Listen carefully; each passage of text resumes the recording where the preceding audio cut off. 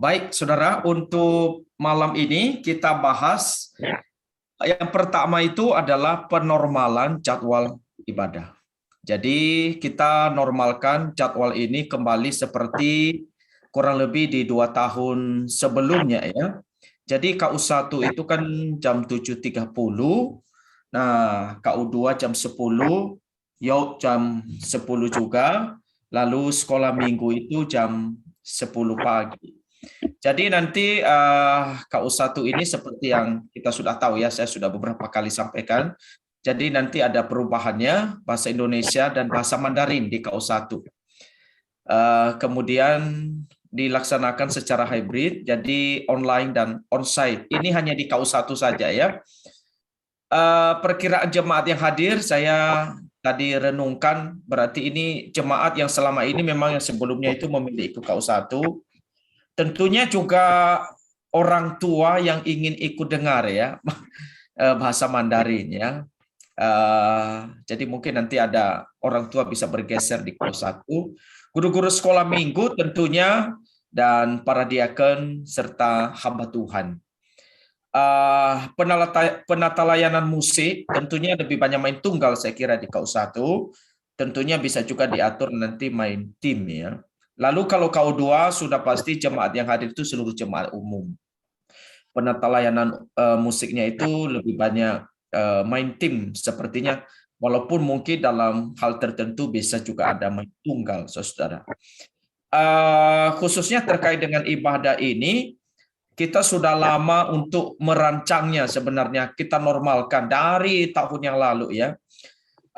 Harusnya bulan 8 tahun yang lalu kita sudah mulai, tetapi karena situasi tidak memungkinkan, akhirnya kita baru bisa mulai kembali di bulan Februari minggu kedua ini. Jadi saudara-saudara tentunya ini membantu di dalam social distancing. Tadi saya juga dengar berita itu kuota kehadiran itu 50% ya.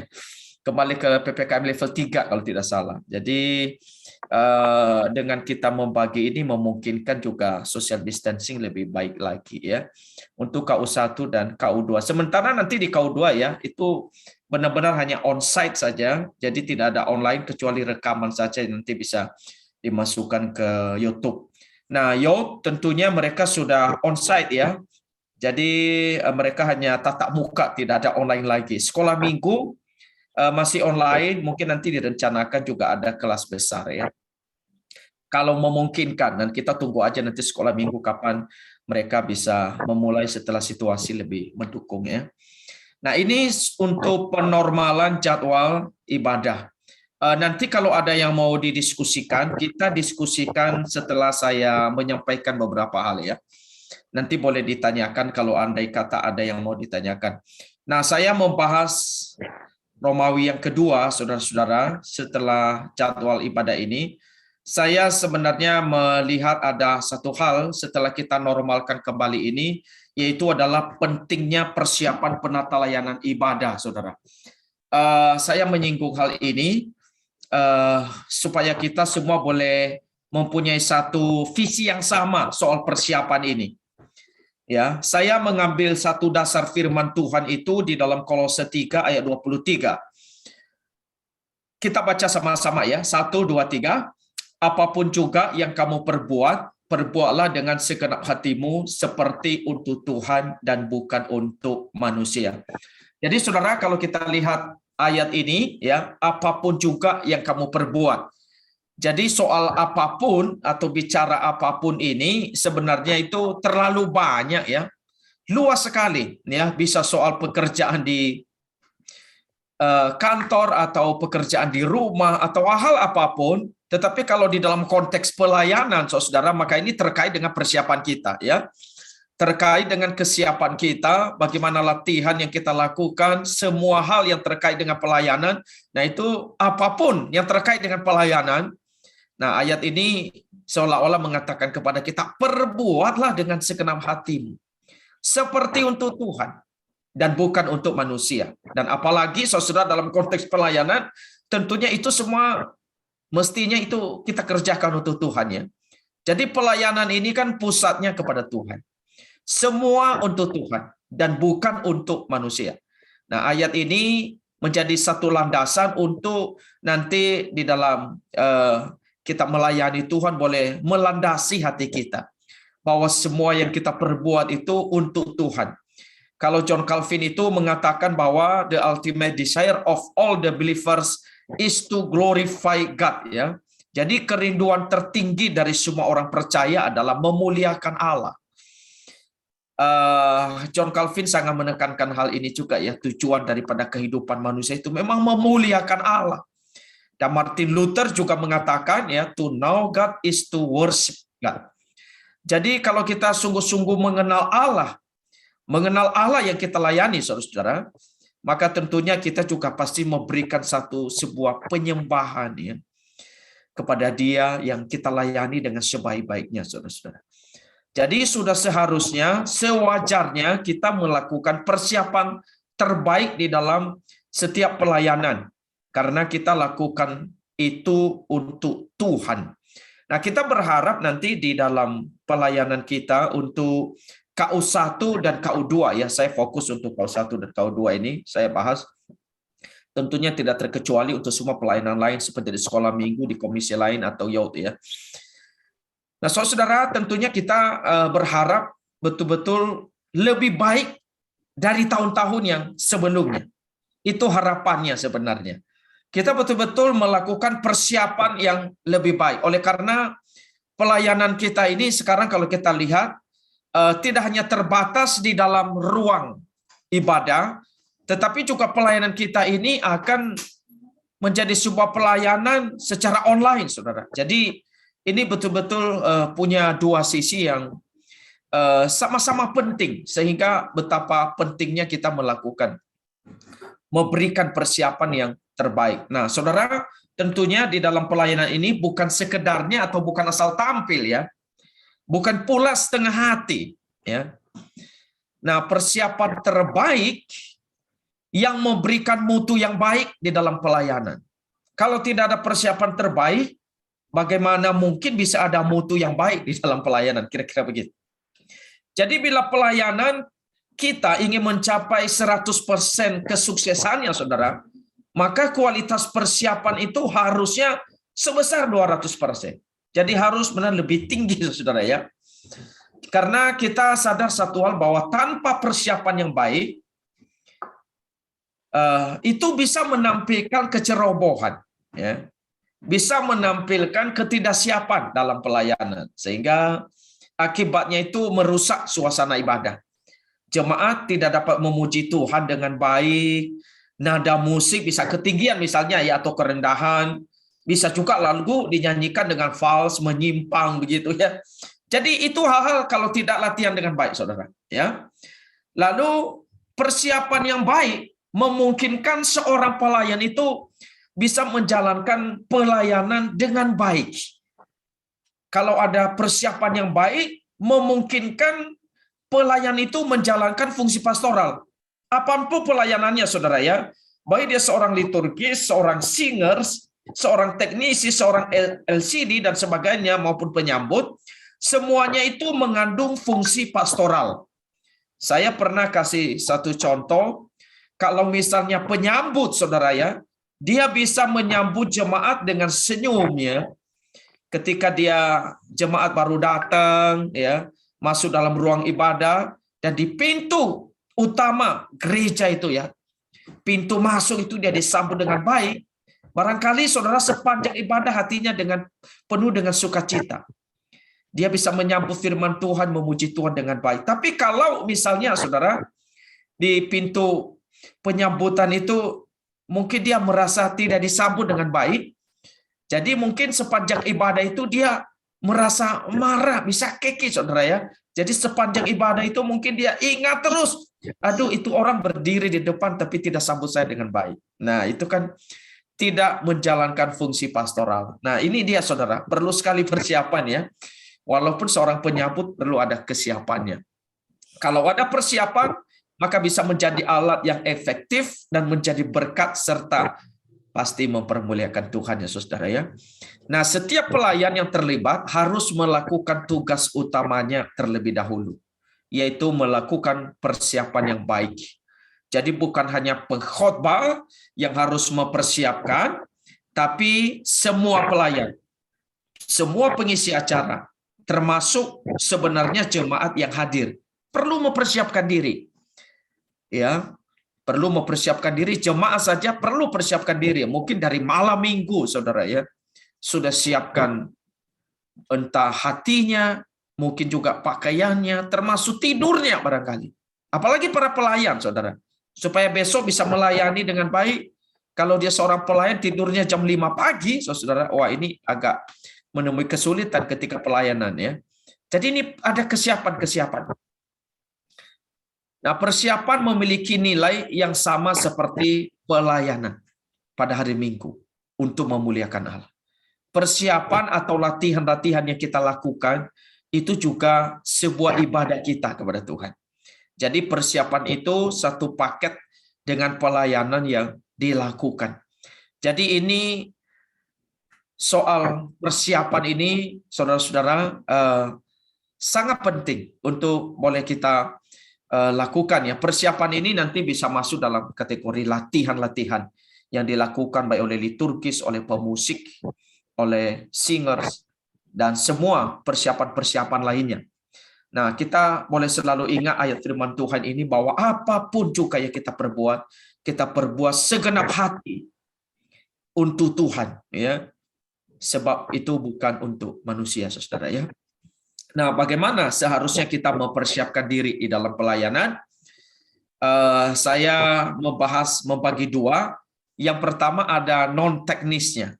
Ya, ini tidak teknikal, tapi ini sangat penting, saudara. Yaitu adalah kita perlu sekali sebagai pelayan ini mendoakan pelayanan yang kita lakukan. Ya, pelayanan apa? Mungkin kita sebagai liturgi, sebagai singer, sebagai seorang pemusik, perlu sekali mendoakan pelayanan itu. Tiap hari, saudara. Kami pun sebagai pengkhotbah melakukannya. Ya, melakukannya. Misalnya saya minggu ini berkhotbah ya, saya sudah doakan.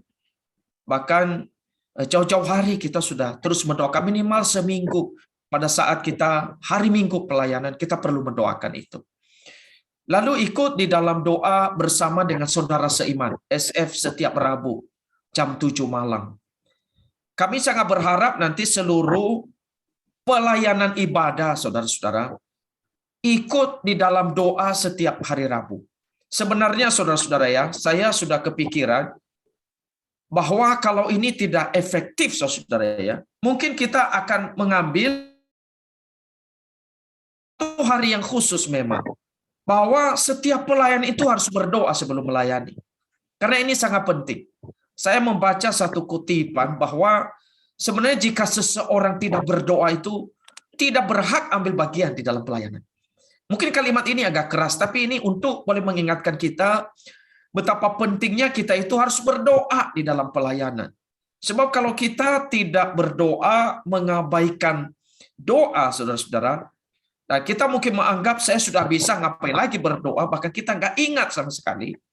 Saudara, kemungkinan mungkin akhirnya pelayanan itu hanya berjalan secara rutin saja, tanpa membangun satu relasi kita dengan Tuhan dengan baik, sehingga pelayanan itu tidak lagi keluar dari relasi yang baik dengan Tuhan, dari kerohanian yang baik, dan mungkin tidak menampakkan sebuah ketergantungan kita kepada Tuhan.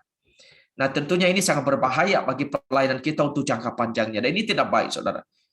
Nah, itu sebabnya malam hari ini, untuk tiap kita pelayanan ibadah di KU1 dan KU2, saudara, saya dorong saudara berdoa tiap hari dan ikut doa setiap Rabu. Kalau kesulitan di hari Rabu, ya doa pagi hari Sabtu.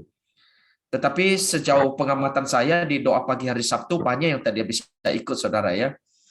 Tetapi saya anjurkan di hari Rabu, ya, lebih banyak boleh ikut di hari Rabu, ya, karena di sana kita banyak doa tentang pelayanan. Nah, doa itu penting ya untuk mendoakan diri sendiri, dan kita juga perlu menopang rekan-rekan kita yang lain, ya, rekan sepelayanan, rekan setim.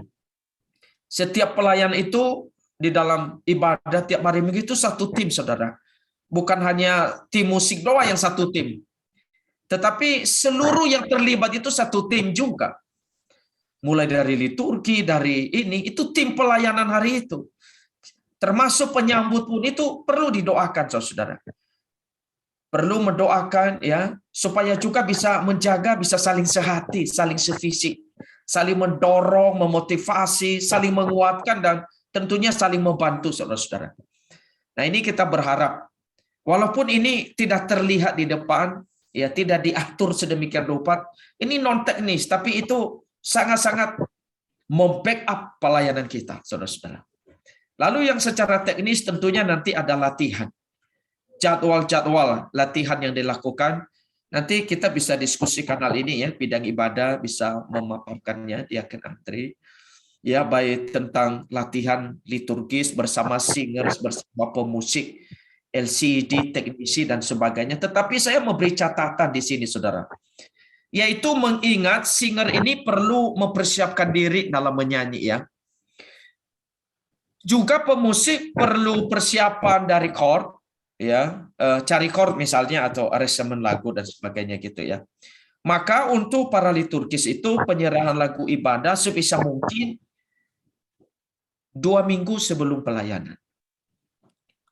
Atau kalau bisa sih 3 atau sebulan, saudara. Karena nanti jadwalnya itu kan sudah mulai dibagikan, misalnya sebulan sebelum atau 2 bulan sudah ada jadwalnya begitu ya. Jadi nanti bisa lebih awal untuk memberikan ini. Kenapa, saudara-saudara? Karena nanti kami sudah ketemu, sudah melakukan pelatihan dengan singer. Singer pun juga untuk saat nantinya ini tidak lagi, saudara-saudara, hanya sekedar bernyanyi dan duduk di belakang. Kita berharap nanti singernya kan di depan. Nah, sehingga kami sudah ajar ya, sudah melakukan pembinaan dengan singer untuk caranya mereka udah tahu. Nah, sehingga yang mereka perlukan itu adalah lagu yang akan dinyanyikan. Sehingga para liturgi ini perlu sekali untuk memberikan lagu minimal 2 minggu sebelum itu lagu sudah harus fix. Karena itu akan dipelajari oleh singer untuk nanti mereka bisa latihan. Nah, diharapkan pada saat latihan dilakukan, maka itu tidak hanya sekedar latihan yang barangkali seperti selama ini cuma cocokin chordnya saja ya, asal latihan begitu, asal biasa saja. Nah, tidak begitu, saudara. Jadi kita harap ada yang berbeda. Yaitu adalah itu sambil latihan bisa seperti ada gladi resiknya gitu. Ya, jadi seolah-olah tampil begitu. Jadi ini kalau memungkinkan memang entah memungkinkan di dalam 1 kali latihan sudah bisa langsung seperti gladi resik ya is okay. Nah, itu memang kalau misalnya dari singer sendiri sudah ready mempersiapkan, sebelumnya liturgi udah siap, para pemusik mereka sudah mencari chord lagu dan sebagainya, itu nggak makan waktu banyak. Tetapi kalau tidak memungkinkan, maka mau tidak mau latihan bisa 2 kali. Ya, jadi nanti mungkin hal teknis ini bisa dibahas ya. Nah, tadi ini yang kita harapkan nih. Jadi benar-benar yang kita tampilkan di hari Minggu pelayanan itu betul-betul baik, saudara. Ya. Nah, saya membahas beberapa hal nilai-nilai yang dibutuhkan dalam persiapan atau latihan bersama, yaitu adalah perlu memang kontribusi. Ya. Saling menyumbangkan dan memperkaya ide. Nah, ini perlu dilakukan. Saat-saat persiapan, saat-saat latihan, terus saling suportif ya. Saling mendukung rekan yang lemah atau yang berkesulitan, saling membantu lah. Ya, ini karena satu tim dalam hari Minggu itu jadi saling membantu. Mungkin nanti yang lain punya kesulitan, mungkin belajar lagu dan sebagainya, kesulitan main musik di chord dan sebagainya. Reseptif, terbuka mendengar masukan. Nah, ini perlu ya, karena ini main tim, banyak ide, banyak ini, saudara. Nah, ini perlu sekali ya. Disiplin, berlatih sesuai jadwal dan harapan. Jadi itu betul-betul nanti untuk disiplin ini, latihan ini, kita berharap nanti soal detailnya mungkin ini ya bisa dibahas. Jadi kalau misalnya jam 7 ya sebisa mungkin jam 7 bisa mulai latihannya begitu. Lalu fokus ya, berusaha mencapai tujuan latihan secara maksimal. Lalu kemudian itu menyenangkan ya. Jadi ini latihan itu jangan sampai boring begitu ya, tidak menyenangkan. Jadi harus menciptakan suasana latihan yang menarik ya, tidak membosankan juga tidak menakutkan. Jadi bagaimana caranya? Nah ini nanti tim nih, karena saudara yang akan masuk dalam tim ini perlu saudara menciptakannya ya, supaya suasana latihan itu pun enjoy bagi setiap orang yang mengikutinya ya. Kemudian saudara, saya menyampaikan hal yang lain. Nah ini nanti setelah ini nanti kita bisa diskusi ya. Ini poin saya yang ketiga sudah mau selesai. Ada rencana pembinaan pelayan ibadah di 2022 ya. Kami sudah masukkan di dalam bidang pembinaan. Isinya kira-kira begini. Jadi nanti ada pembinaan untuk para pelayan.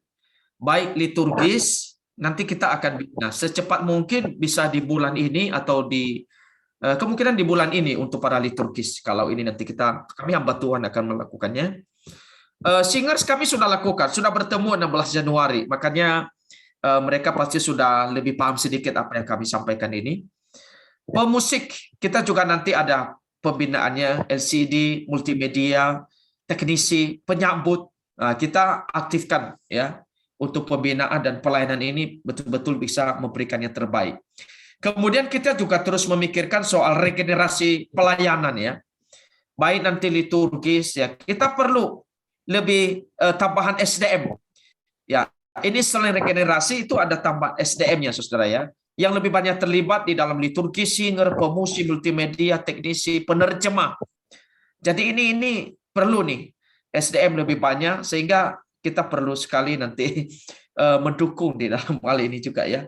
Mungkin ada yang kita tahu mereka punya kemampuan bisa liturgis, bisa kemampuan ada penerjemah, bisa singer atau apa gitu. Nah kita nanti boleh ajak mereka untuk masuk di dalam tim ini. Tentunya kita bina terlebih dahulu, ya mungkin mereka bisa liturgis dulu di SF, nanti baru kita upgrade ke ibadah umum misalnya, contohnya begitu ya.